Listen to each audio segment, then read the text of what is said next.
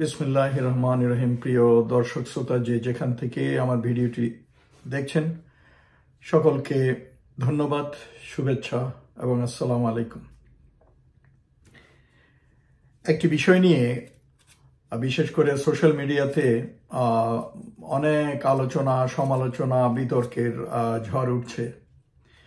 সেটা হচ্ছে ডক্টর খলিলুর রহমানকে তার যে বাড়তি দায়িত্ব দেওয়া হয়েছে জাতীয় প্রতিরক্ষার, জাতীয় নিরাপত্তার অ্যাডভাইজার হিসেবে।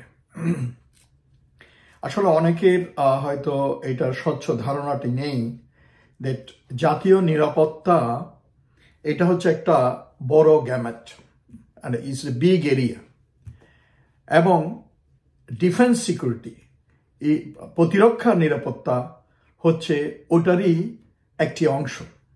জাতীয় নিরাপত্তা ইনক্লুড করে আমাদের খাদ্য নিরাপত্তা, সামাজিক নিরাপত্তা, তারপর অর্থনৈতিক নিরাপত্তা, এই ধরনের আমাদের জাতির যত ধরনের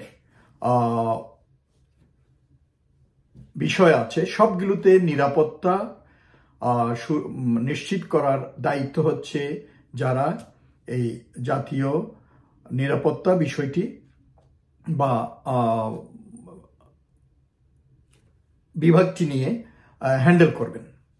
এবং প্রতিরক্ষা বা নিরাপত্তা হচ্ছে এটা হচ্ছে ডিফেন্স রিলেটেড, আমাদের দেশের ফিজিক্যাল এবং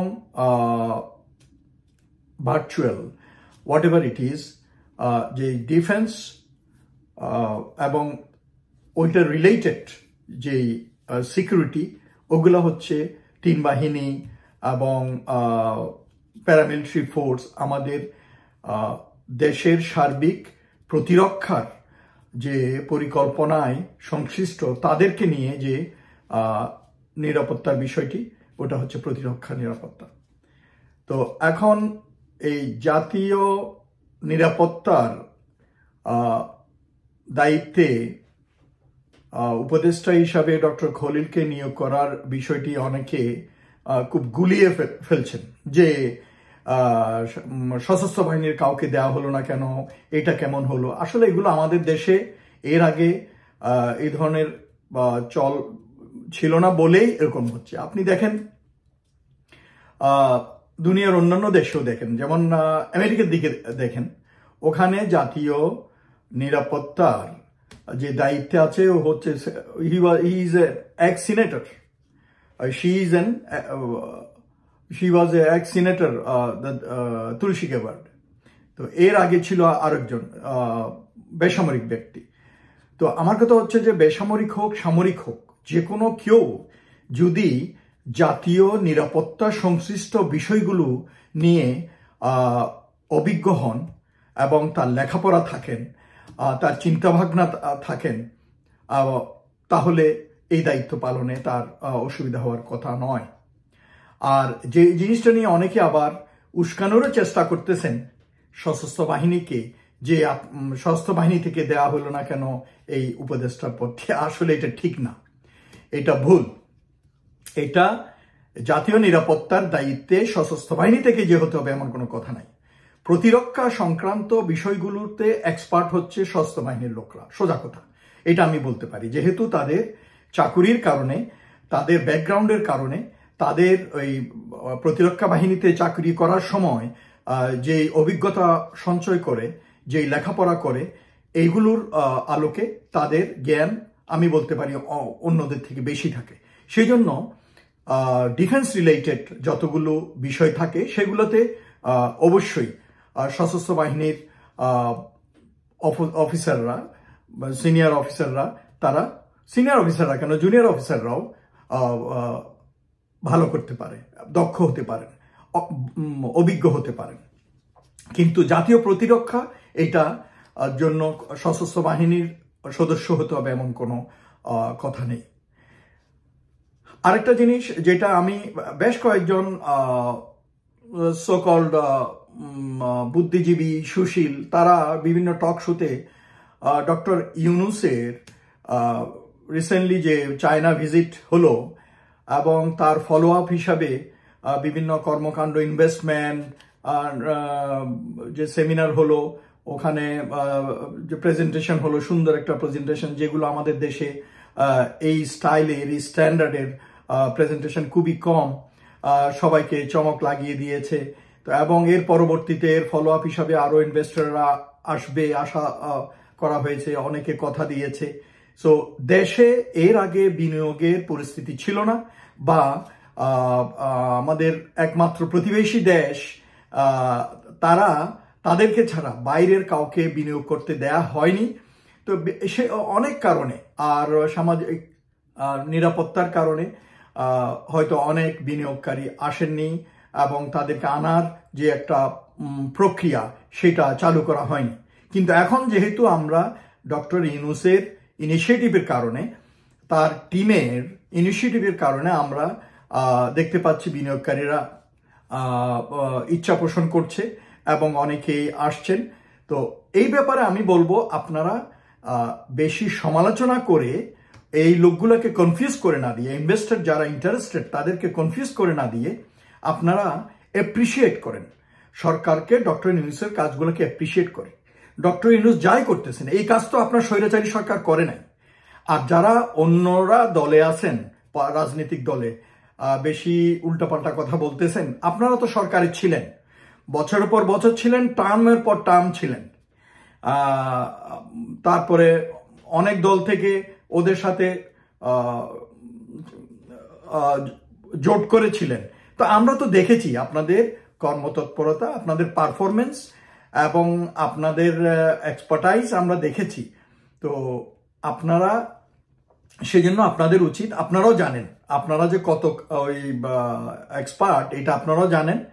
তো সেজন্য ডক্টর ইউনূসের যে ইনিশিয়েটিভগুলো নিচ্ছেন, এগুলোকে অযথা সমালোচনা না করে, ভুলভ্রান্তি থাকলে এগুলো সঠিকভাবে, সঠিক পদ্ধতিতে অবহিত করুন। কিন্তু বেহুদা সস্তা এই যে সোশ্যাল মিডিয়ায় উল্টাপাল্টা সমালোচনা না করে, আমি বলবো অ্যাপ্রিসিয়েট, এগুলো অ্যাপ্রিসিয়েট করেন এবং বাহবা দেন, দেশে একটা যাতে ভালো পরিবেশ সৃষ্টি হয়, বিনিয়োগকারীরা আসতে পারে।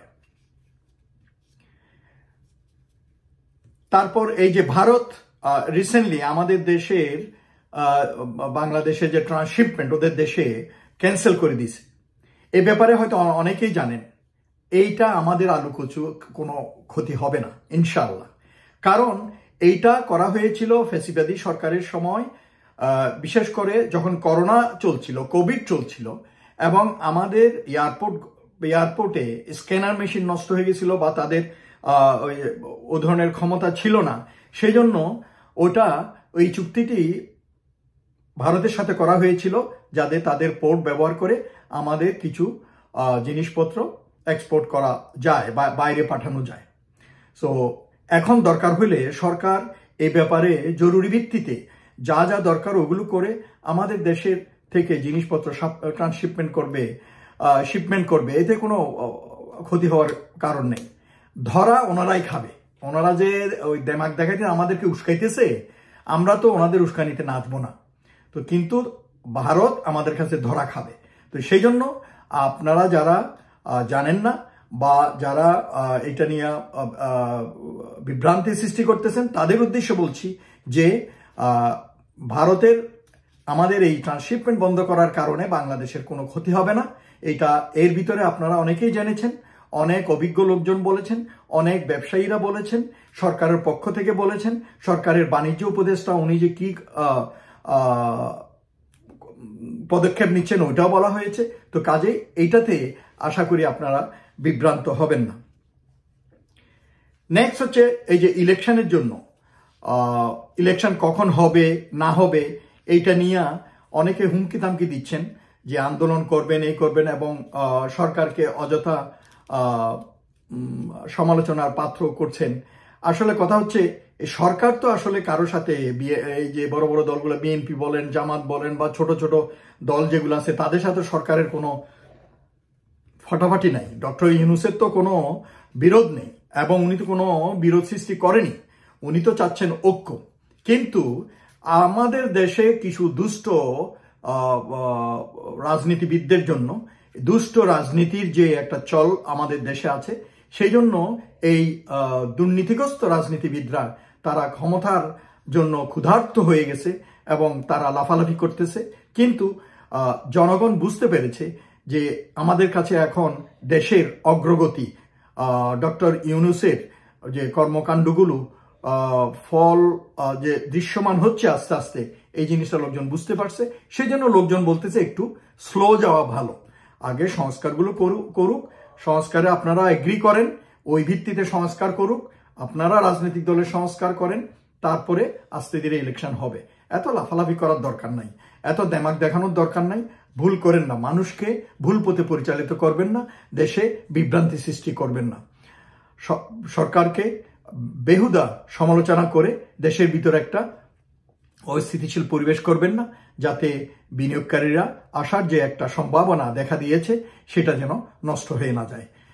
ইলেকশনও হবে, গণতন্ত্র আসবে এবং দেশে শান্তি আসবে, অর্থনীতি সবল হবে, আমাদের দেশের উন্নতি ইনশাল্লাহ হবে, যদি আমাদের জাতীয় ঐক্য থাকে, সবাই যদি আমরা একসাথে থাকি। বিদেশের টাকা খেয়ে, বিদেশের অর্থ খেয়ে, বিদেশের সুরে যদি কথা না বলি, বিদেশের স্বার্থসিদ্ধির জন্য আমরা যেন দেশের লোক হয়ে, এই দেশের নাগরিক হয়ে আমরা বেইমানি না করি, গাদ্দারি না করি, বিশ্বাসঘাতকতা না করি, তাহলে আমাদের দেশ ইনশাল্লাহ এগিয়ে যাবে। সকলে ভালো থাকুন। আসসালামু আলাইকুম।